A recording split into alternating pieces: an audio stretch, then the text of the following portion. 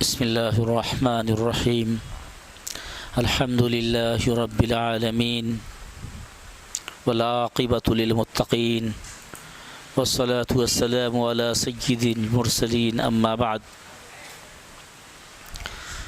أعوذ بالله من الشيطان الرجيم. بسم الله الرحمن الرحيم. وننزل من القرآن ما هو شفاء ورحمة للمؤمنين. سبحان ربك رب العزة عما يصفون وسلام على المرسلين والحمد لله رب العالمین.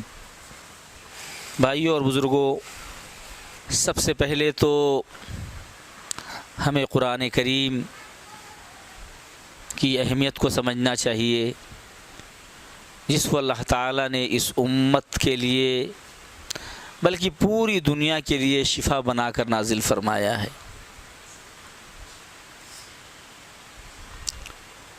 قرآن کریم کی شفا کی گواہی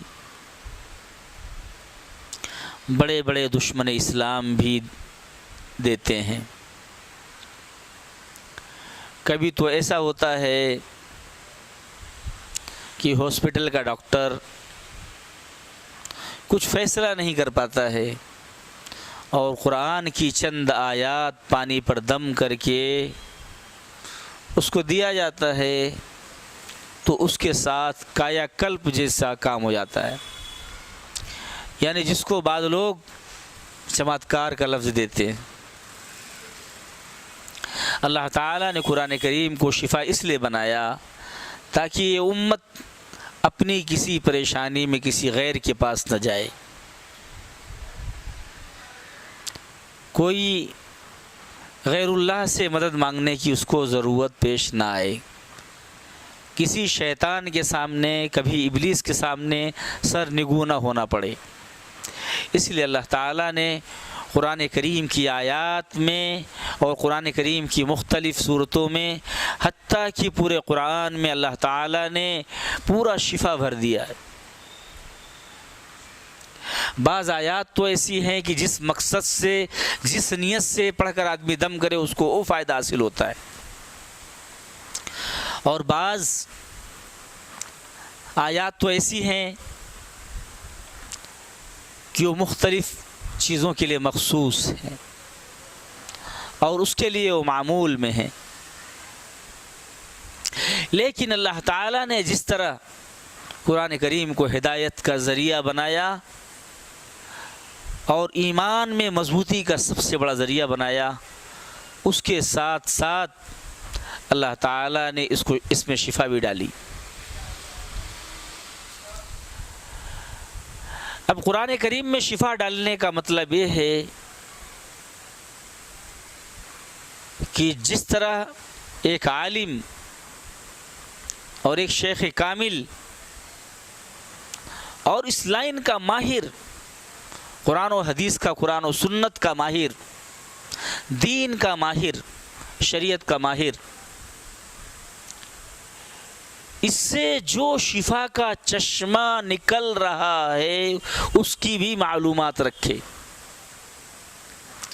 یعنی اگر کسی کے ساتھ حالات آتے ہیں، کسی کو کوئی بیماری لگتی ہے تو اس کے ماہر کے پاس ہی آئے گا علاج کرانے کے لیے.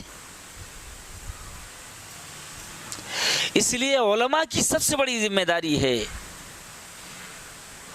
اور اس وقت کسی بھی سلسلے کے کوئی بزرگ ہیں، سب کی بڑی ذمہ داری ہے کہ ان ذمہ داریوں کو نبھاتے ہوئے عوام الناس کی، خاص طور پہ مسلمانوں کی جو مشکلات ہے، ان کے اوپر آنے والے حالات ہے، اس کا علاج معالجہ کریں. اور اس سے ان کے لیے کوئی مفر نہیں ہے، وہ بھاگ نہیں سکتے ہیں.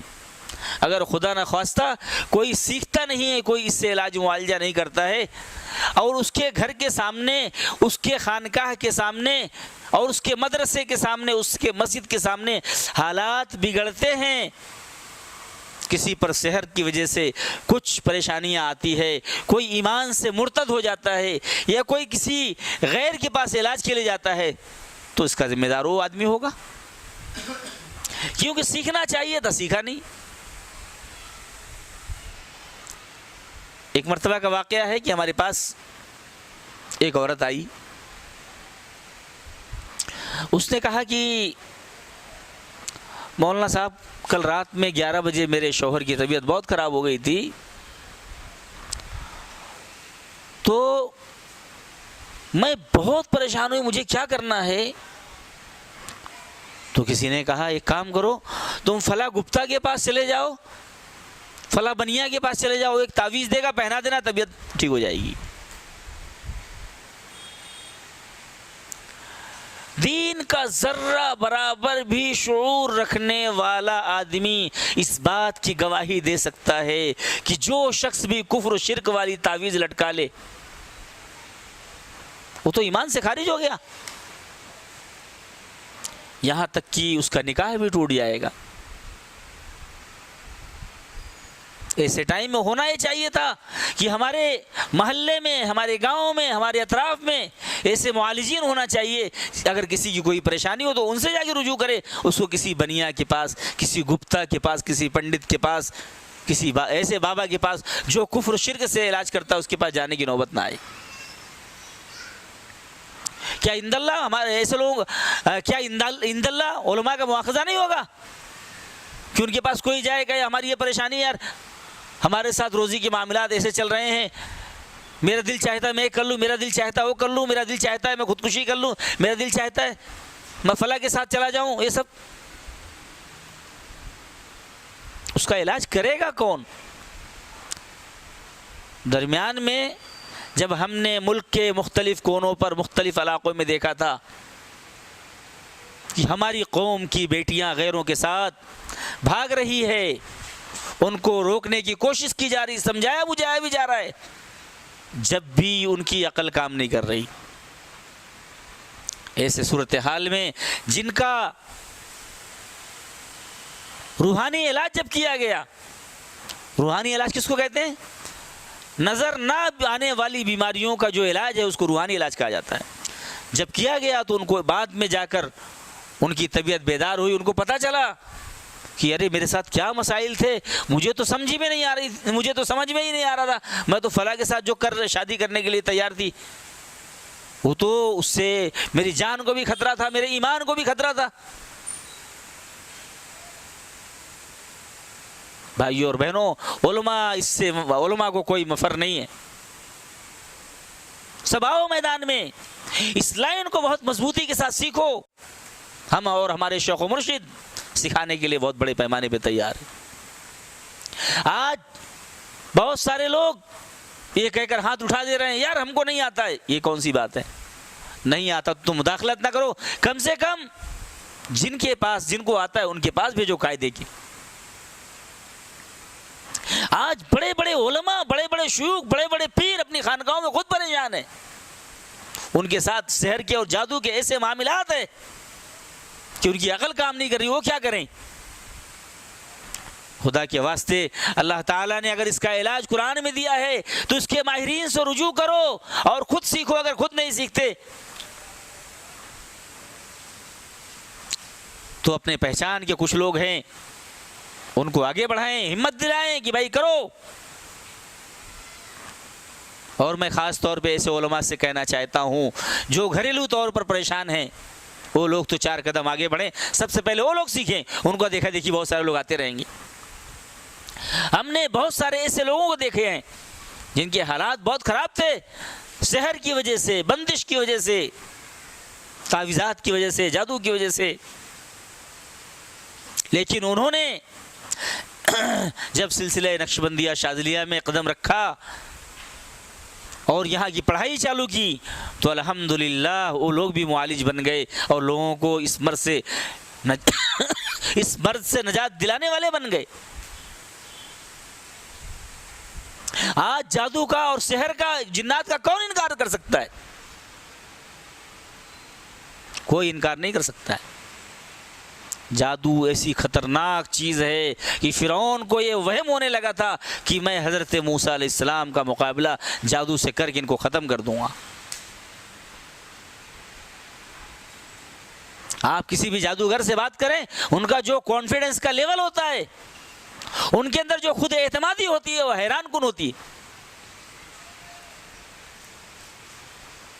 جبکہ وہ ہمارے تمہارے سامنے قرآن کے سامنے، قرآن کا علم رکھنے والوں کے سامنے ان کی ایک پیسے کی اوقات نہیں ہے.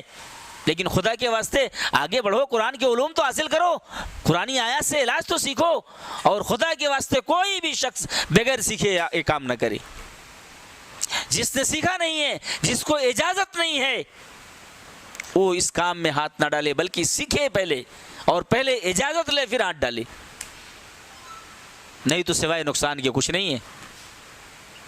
ہمارے پاس بے شمار ایسی مثالیں موجود ہیں جنہوں نے سیکھا نہیں تھا اور ہاتھ ڈالنا شروع کیا، تباہی ان کے گھر پر آ گئی.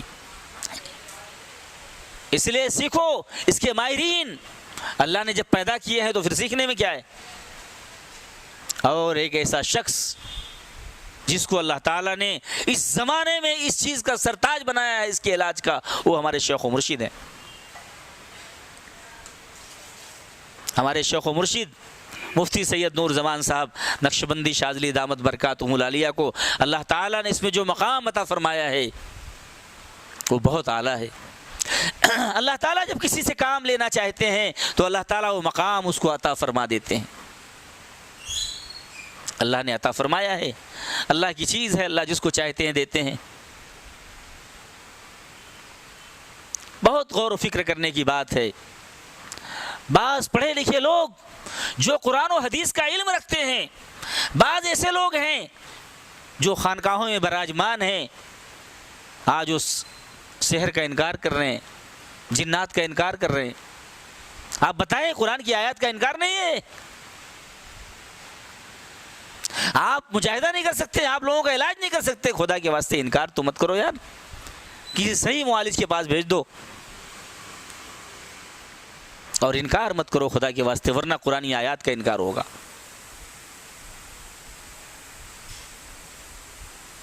بہت سارے لوگوں نے بنڈل باباؤں کو دیکھ کر، ڈرامے بازوں کو دیکھ کر، بہت سارے لوگوں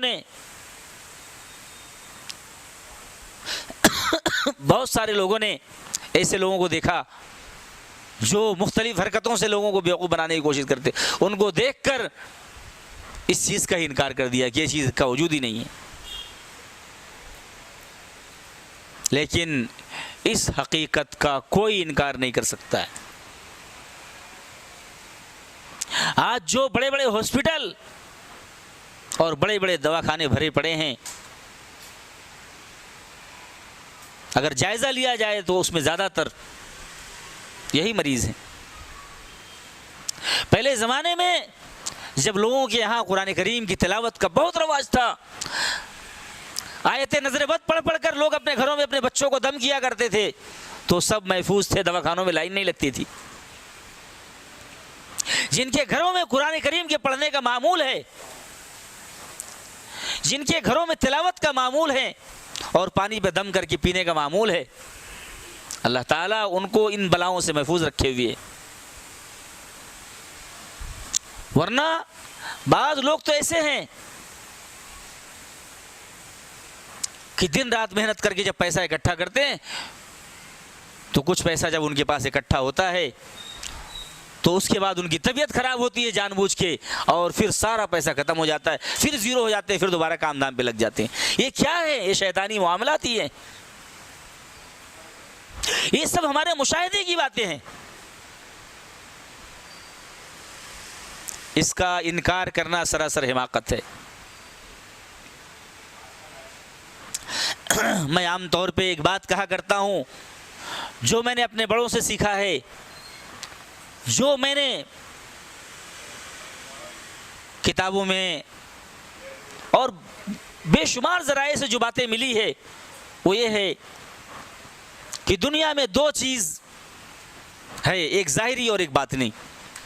ایک دکھنے والی چیز ہے، نہ دکھنے والی چیز، اور نہ دکھنے والی چیز زیادہ خطرناک ہے. نہ دکھنے والی چیز زیادہ خطرناک ہے. زیادہ کوشش اس پر، زیادہ فوکس اس پر کرنے کی ضرورت ہے. اس پر فوکس کیے تو سب ٹھیک. اچھا، ایک مادی طور پہ، مادی دنیا میں جو چیزیں اس کی مثال دے دوں آپ لوگوں کو میں. آپ بجلی کا ایک تار دیکھ لیں، اس میں جو چیز ہے نظر آ رہی ہے نا اس میں کہ نہیں ہے؟ یہ چیک کر کے دیکھنا پڑے گا، ہے اس میں ہے، اور اس پر محنت ہوئی تو بہت ساری چیزیں چلنے لگی۔ باطنی چیزوں پر، نہ دکھنے والی چیزوں پر جب محنت ہوتی ہے، بعض چیزیں جو باطنی طور پر ہیں، نہ نظر آنے والی ہے، وہ بہت بڑے بڑے پیمانے پر نقصان پہنچا رہی ہے، بہت بڑی بڑی بیماریاں پیدا کر رہی ہے جسم کے اندر گاٹھ، یہ بھی جادو جنات ہے۔ بدن کے اندر کینسر، یہ بھی جادو جنات ہے۔ گھبراہٹ کا ہونا، دوڑ کے ڈاکٹر کے پاس گیا، ECG کرایا، گھبراہٹ ہو رہی، بتایا، پتہ چلا کچھ نہیں ہے، رپورٹ نارمل، پتہ چلا کہ جادو ہے، اور مولوی صاحب ماننے کے لیے تیار نہیں۔ بدن کے کسی بھی حصے میں مستقل درد کا رہنا جو دوا سے نہ ٹھیک ہوتا ہو، یہ جنات کی علامت ہے، اس کا کوئی انکار نہیں کر سکتا جو اس کا ماہر ہوگا۔ اس لیے یہاں تو ہمارے شاگردوں میں بہت سارے ایسے ہیں جن کو علاج و معالجہ کی اجازت ہے، ایسی باتیں اس لیے بھی کہی جا رہی تاکہ ان کو بھی بہت ساری معلومات ملے۔ لیکن جو عوام الناس تک میری یہ ویڈیو جانے والی ہے، وہ لوگ اس بات کو بہت سنجیدگی سے لیں۔ اگر آپ کے گھر میں کوئی پریشانی ہے، اگر حالات خراب ہو رہے ہیں، گھروں میں نفرتیں پیدا ہو رہی ہے، بیماریاں بڑھ رہی ہیں، نہ سمجھ میں آنے والے مسائل ہیں، تو کسی ماہر نقش بندی شاذلی سے رجوع کریں اور دعائیں سیکھیں، دعائیں پڑھیں، اور اللہ کے حضور حاضر ہو کر خوب رو رو کر گڑ گڑا کر اللہ سے مانگے کہ اللہ آپ اسباب پیدا فرمائیں اور ہمارا علاج کا ذریعہ بنا دیں۔ انشاءاللہ اللہ حالات بنائیں گے اور آدمی اس بلا اور مصیبت سے نکلے گا۔ صدقات کریں، آدمی کی جو حیثیت ہے اتنا صدقہ کریں، اللہ سے مانگیں، اور آپ کے جس بھی علاقے میں آپ جہاں بھی ہوں، کوئی اگر مخلص شیخ ہو آپ کے علاقے میں، ایسی خانقاہوں سے جڑے، اور خاص طور پہ اگر کسی علاقے میں سلسلہ نقشبندیہ شاذلیہ کی خانقاہ ہو تو وہاں آپ پہنچیں، اپنی مشکلات بتائیں، انشاءاللہ یہ سب مشکلات کا علاج ہوگا۔ اگر یہ سب تمام چیزوں کو آپ نے ہلکے میں لے لیا تب آپ کہیں کا نہ رہے، کیونکہ علاج تو ماہرین کرتے نا۔ اللہ تعالیٰ نے الحمدللہ اس وقت کے اس زمانے میں سلسلہ نقشبندیہ شاذلیہ کے ساتھیوں کو اس علاج کا ماہر بنایا ہے، اور اللہ نے عطا فرمایا ہے۔ اللہ کی چیز ہے، اللہ جس کو چاہتے دیتے، اور اللہ تعالیٰ جو کثرت سے ذکر کرتا ہے اس پر بے شمار چیزیں ایسی کھولتا ہے، اس کو ایسی چیزیں معلوم پڑتی ہے جو دوسرے کو نہیں معلوم پڑتی۔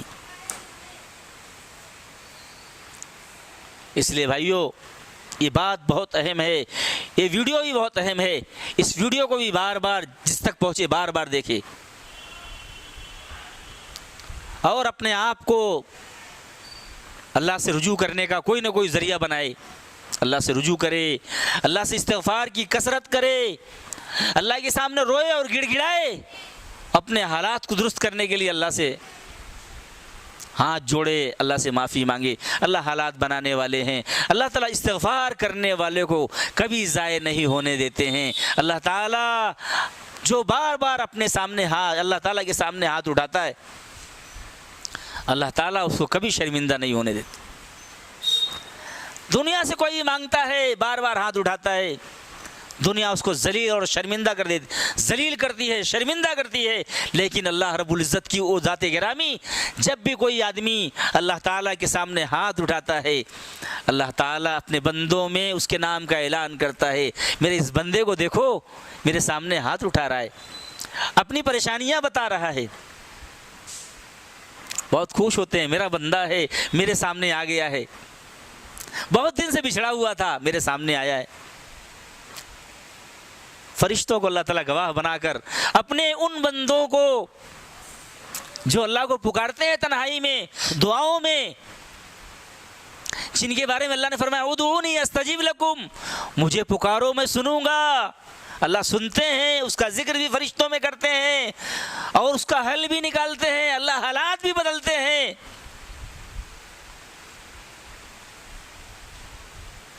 اور دنیا کے ساتھ ساتھ اللہ تعالیٰ آخرت بھی بنا دیتے ہیں۔ اللہ تعالیٰ ہم سب کو کہنے اور سننے سے زیادہ عمل کرنے کی توفیق عطا فرمائے۔ وآخر دعوانا الحمد للہ رب العالمین۔